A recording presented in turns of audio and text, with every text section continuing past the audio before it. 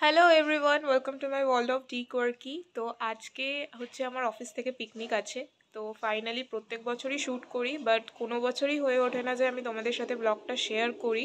ঠিক আছে, তো এইবারে আমি ঠিক করেছি যে না, যাই হয়ে যাক না কেন আমি আপলোড করেই থাকবো এই ব্লগটাকে। এটা হচ্ছে আমার পিকনিক স্পেশাল লুক। আর এখন বেরিয়ে যাচ্ছি, ক্যাব বুক করেছি, ক্যাব আসছেই না, মানে 10-15 মিনিটের উপরে হয়ে গেছে আমি ওয়েট করছি, বাট স্টিল ক্যাব আসছে না। আর 8:30টায় আমাদের অফিস থেকে বাসের ডিপার্চার টাইম। এবারে মনে হয় কোলাঘাট সাইডে, মানে দেউলটির সাইডে হয়তো কোথাও প্রান্তিক রিট্রিট বলে একটা জায়গা আছে, সেখানেই পিকনিকটা হবে।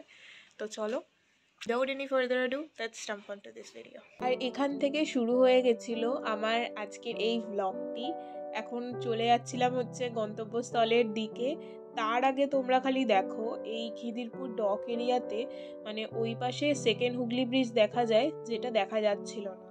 আর এখানে আমি সেকেন্ড হুগলি ব্রিজের ওপর থেকে তোমাদের দেখাচ্ছি যে কুয়াশাটা কত পরিমাণে ছিল সেই দিনকার। অফিসে প্রায় আমি 8:30টার দিকে পৌঁছে গেছিলাম, আর এখানেও দেখো সেই একই অবস্থা, এত কুয়াশা, কিন্তু ভালোও লাগছিল। এখন আমরা পৌঁছে গেছি অফিস চত্বরে। তারপর 9:45 নাগাদ করে বাস ছাড়া হলো। সেই আগের বারের মতো আবার লেট হয়েছিল বাস ছাড়তে। আমার তো নিজের উপর খুব রাগ উঠছিল যে কেন এত তাড়াতাড়ি আসতে গেলাম, আরেকটু দেরি করে আসলে হয়তো গুছিয়ে আসতে পারতাম। কিছু স্ন্যাক্স দিয়েছিল এখানে, লেস, কেক আর মাজা দিয়েছিল। এখানে মাজাটাই খাচ্ছিলাম, কারণ আর বাকি কিছু খেতে আমার তখন ইচ্ছা করছিল না। আর এদিকে বাসের মধ্যে তো হই হুল্লোড় হচ্ছিলই। এখন পৌঁছে গেছি। Hello my lovely Sabaya. এটা আমার বোন। Hello my lovely Sabaya. Hello my lovely Sabaya. এখন পৌঁছে গেছি প্রান্তিক রিট্রিটে। অবশেষে প্রান্তিক রিট্রিটে পৌঁছে গেছি। আগে ক্লিপটায় জানি তোমরা ভালোভাবে কিছু বুঝতে পারোনি আমার কালিগসদের এত চিল্লানোর জন্য, ওরা ফাজলামি করছিল ওইদিকে। আর সিরিয়াসলি খুব সুন্দর একটি রিসর্ট। আর এই স্পটটা আমাদের নেওয়া হয়েছিল।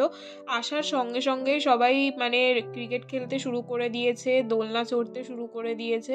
আর কিছুক্ষণের মধ্যেই আমাদের হাতে চলে এসেছিলো এখানে ব্রেকফাস্টে ছিল কড়াইশুঁটির কচুরি, আলুর দম, নলেন গুড়ের সন্দেশ।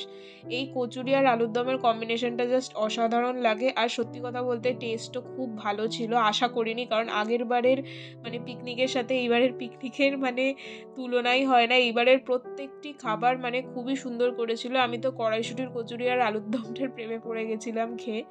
তারপরেই চলে এসেছিল চিকেন পকোড়া আর পনির পকোড়া। মানে একটা খাবার শেষ হচ্ছিল, আরেকটা খাবার চলে আসছিল। মানে খেয়ে খেয়ে পুরো দিনটা আমাদের কেটেছে সেই দিন। Time to have some chicken pakora.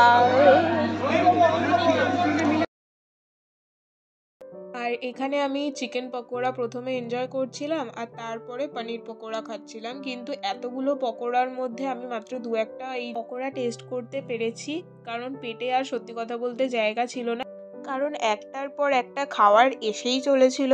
আর এদিকে এত কিছু পেট পুজো করার পরে আমি একটু বেরিয়েছিলাম কেয়ার সাথে এই রিট্রিট মানে প্রান্তিক রিট্রিটটাকে ভালোভাবে এক্সপ্লোর করার জন্য। মানে খুব সুন্দরভাবেই সাজানো ছিল জায়গাটা। আমার তো পার্সোনালি খুব ভালো লেগেছে, স্পেশালি এই সাইডটা। চারিদিকে কুয়াশা পড়ার জন্য জায়গাটা যেন আরও জমে উঠেছিল। আর শীতকাল বলতে গেলে সবারই খুব প্রিয় কালের মধ্যেই পড়ে, তো চারিদিকটা বেশ ভালো হয়ে উঠেছিল। চিকেন পকোড়া, তারপরে হচ্ছে সকালে ব্রেকফাস্ট, লুচি, আলুর দম, মিষ্টি, অনেক কিছু ছিল।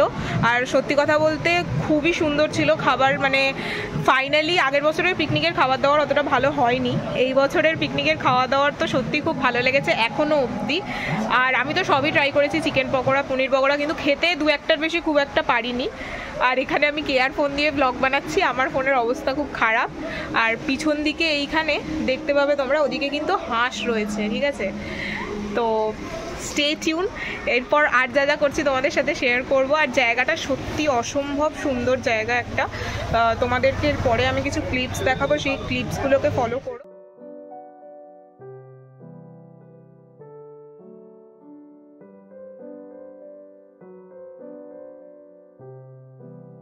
এরপর লাঞ্চে ছিল আমাদের ফিশ ফ্রাই, সাদা ভাত, পনির বাটার মশালা, চিকেন কষা, মাটন কষা, চাটনি, পাঁপড়, নলেন গুড়ের রসগোল্লা।